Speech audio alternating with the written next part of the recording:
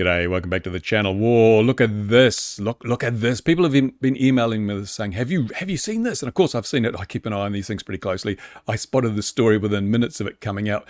This one from the BBC, who are not necessarily the most reliable source of news, but this is also another news site. So I'm going to go through basically what's happened here, what it means to the hobby, and also what it means to the growing surge of people saying we're not going to comply with stupid, ridiculous, over-the-top rules. And does that change anything? Well, let's have a look. First of all, what happened? Well, a guy flew his drone, looks like a Mini 2 or a Mini 3, to get some footage of an event, knowing full well that there was going to be a low fly past by a World War II fighter, a Hawker Hurricane, one of the planes that was made famous by the Battle of Britain.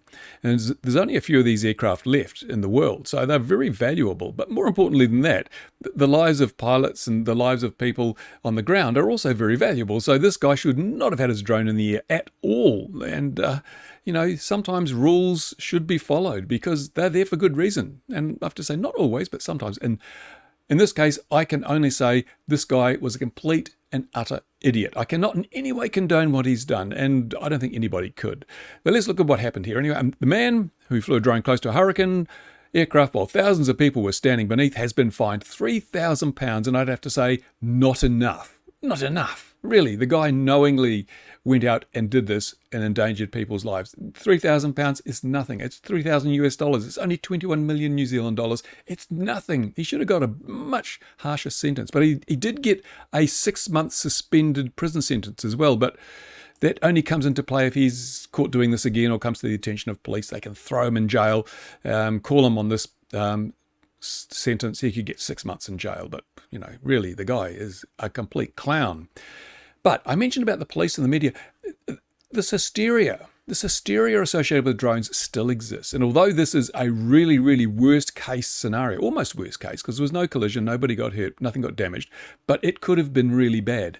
However, I don't think it would have been as bad as this report indicates, because it says here, police said the pilot and people watching in the crowds would have been killed if the drone had collided with the plane. Really, seriously. Who believes that? The pilot and the people watching would have been killed. This is what we're dealing with. Nonsensical, because this is a World War II fighter. It is designed to endure the rigors of aerial combat. If you want some proof, let's go over here. Look at this. Here is the tail of a Hawker Hurricane, and it's been shot to hell and back by flak or aerial fire or something, but the plane has obviously landed safely. The pilot survived and his dog. It's like there are plenty of pictures of similar instances where these aircraft have engaged in combat and had massive amounts of damage inflicted on them, but they are designed to cope with a certain amount of damage. Now, I don't know, a flak shell or some 30 caliber fire from another fighter would seem to me to be an awful lot more dangerous than a DJI Mini 2. As I say, I'm not condoning this in any way, shape or form, but the media really needs to get a realistic head on their shoulders, and the police even saying the pilot and people watching in the crowds would have been killed. Not could have been killed, not might have been killed, would have been killed. This is, God, it makes me so cross.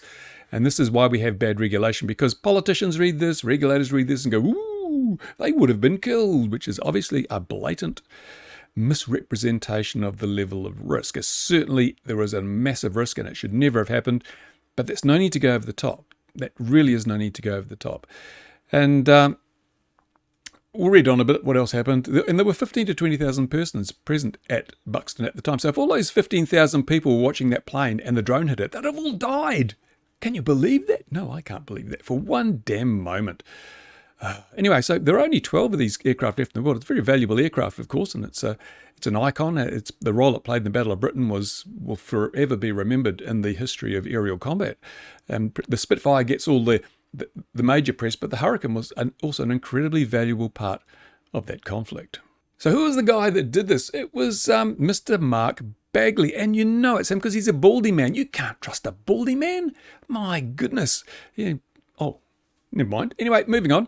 Now, the thing is that he initially denied that he'd done this, but this image here was taken by a member of the public, and there it shows in great detail that this is a drone very close to a Hawker Hurricane, and this raises another really important issue.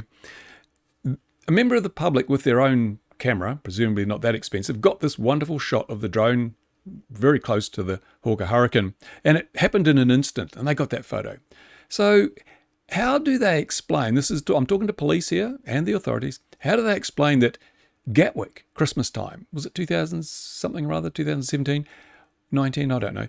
How is it that all the world's press and police, all with their fancy zoom cameras, massive lenses and all the high-tech stuff, how come they could not get one single picture of a drone that reportedly menaced that airport for 3 days?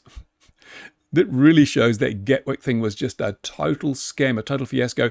And again, let me remind you how the media and the police deal with the issue of drones and risk. Let me just read this again. Police said the pilot and people watching in the crowds below would have been killed if the drone had collided with the plane.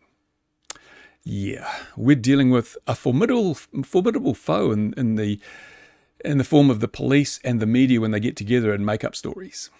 It's sad. But as I said at the beginning, this guy is complete and utter moron. Maybe he's not even a complete moron. I suspect there are parts missing, parts within his head, the brain bit. I think that's the problem. And there will be no doubt there will be calls for tougher regulations because these drones are a menace, but let's stop and analyze this for a moment. The guy broke the rules we already have. He broke lots of rules. He endangered people, he endangered property. He flew when he wasn't allowed to fly. So what difference would it make if we make more rules? This guy is one of the very, very small number of people in the hobby who don't follow the rules but also don't pay attention and care to safety. He doesn't care about safety and he doesn't follow the rules. So making more rules is not going to stop people like this from doing the things they do. It's only going to punish the people who follow rules, the people who have an eye for safety. You're going to punish the innocent for the crimes of the guilty, and that's not justice. So that's what we need to focus on. Anyway, that's it. I saw it. You've seen it. Tell me what you think. Go down to the commenty bit down here. Have your say. The points I've raised, what do you think of those? Now, I'm trying to get away from these talking head videos, but unfortunately we don't have good flying weather recently, and this weekend the local airfield is booked for drag racing, so we won't be doing any flying at the airfield this weekend either. So in the meantime, I thank you for watching. I will keep you informed and updated with things, and I do have that video coming on whether non-compliance is really a viable option in the face of this massive over-regulation. Don't miss that one. It's going to be very, very, very important and hopefully quite educational as well. In the meantime, thank you for watching. Bye for now. Overregulation is like a tumor. It's killing our hobby. It must be terminated. Now!